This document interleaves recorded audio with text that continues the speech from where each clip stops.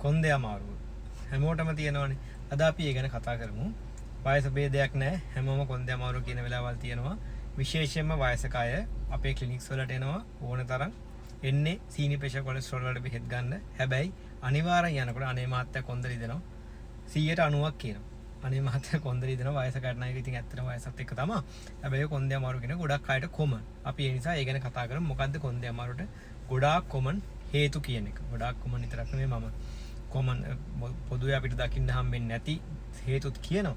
හැබැයි මම මේකත් වීඩියෝ එකේ කතා කරන්නේ කොන්දේ අමාරුවට හේතු. අනිත් එක තමයි වීඩියෝ එක අන්තිම වුණාට පස්සේ ඔයාලා බය වෙන්න එපා. මං කියනවා නිකන් භයානක හේතු ගැන මට මේක ඇති කියලා බය වෙන්න එපා. හරිද? සරල දේ හිතන්න මුලින්ම. ඊට පස්සේ හරියන්නේ නැත්නම් ડોක්ටර් කෙනෙක්ගෙන් බෙහෙත් තරම් හරියන්නේ නැත්නම් සංකීර්ණ දේවල් ගැන අර අපිට අවශ්‍ය ස්කෑන්ස් එක්ස්රේස් කරලා ඉන්වෙස්ටිගේෂන්ස් කරලා ඒක බලන එක වෙනයි. හැබැයි කොන්දේ අමාරු තියෙන හැමෝම දැන් බය වෙන්න එපා වීඩියෝ එක දැකලා. හරි. ඒ නිසා ඊට කලින් මම කියන්න ඕනේ වීඩියෝ එකට අනිවාර්යයෙන්ම ලයික් කරන්න, අනිවාර්යයෙන්ම ෂෙයා කරන්න, අනිවාර්යයෙන්ම කමෙන්ට් එකකුත් දාන්න. ඒක මම කියන්නේ වෙන මොනවත් නෙමෙයි. මගේ පේජ් එකේ හෙල්ත් එකට හොඳයි. මට හොඳයි ඒ දේ මගේ පේජ් එක අප් වෙන්න, මගේ පේජ් එක රීච් වෙන්න. හරි. එතකොට මම කියන්නම් දැන් එකින් එක කොන්දේ අමාරුවට හේතු මොනවද? මේ කොන්දේ අමාරුව තියෙනවා නම් ඔයාලා අවධානයෙන් බලන්න ඕනේ රෝග ලක්ෂණ මොනවද කියන එක.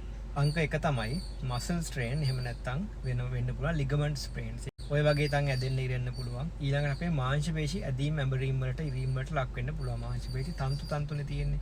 මාංශ පේශියේ තියෙන්නේ මෙන්න බූමටුල්ලක ඔයා හිතන්නකෝ අර තියෙන ඉරටු. ඒ වගේ තමයි මාංශ පේශි මෙහෙම ඉරි තියෙනවා. ඔය වගේ දේ තැන් වලින් ඉරෙන්න පුළුවන්. එතකොට ඔය වගේ දේවල් වලදී කොන්දර ඔය වගේ දේවල් වුණාම කොන්ද රිදෙන්න පුළුවන්. ඒකට හේතු මොනවද? සඩන් මූව්මන්ට් එක. එකපාරට ඔයා හැරෙනවා. ඔයා බර කෙනෙක් කියලා හිතන්නකෝ එකපාරට හැරෙනවා. ඔයාගේ ඇඟෙන් බර මසල්ස් වලට වැටෙනවනේ ඉරෙන්න පුළුවන්. ඔයා බරක් උස්සනවා. ඔයාට බැරි බරක් උස්සනවා. අනික විශේෂයෙන්ම මේ බර උස්සන ඉරියව්ව.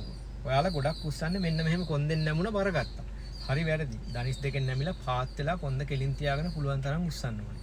ඩෙඩ් ලිෆ්ට් ජිම් වලට ගියාම ඩෙඩ් ලිෆ්ට් කියලා එක්සර්සයිස් එකක් තියෙන අන්න ඒක කරන විදිහ. ඒක තමයි හරි පොස්ච් එක ඇත්තටම බර උස්සන. නැතුව කොන්ද ඔහම නැමිලා බර උස්සපු ගම අනිවාර්යෙන්ම කොන්දේ ලෝ බෑක් එකේ කියන්නේ මේ මොනවාද පල්ලෙහා කොන්දේ මාංශ පේශි රිදෙන්න පටන් ගන්න පුළුවන්. මොකද ඉරෙන්න පුළුවන්, ඇඹරෙන්න පුළුවන්.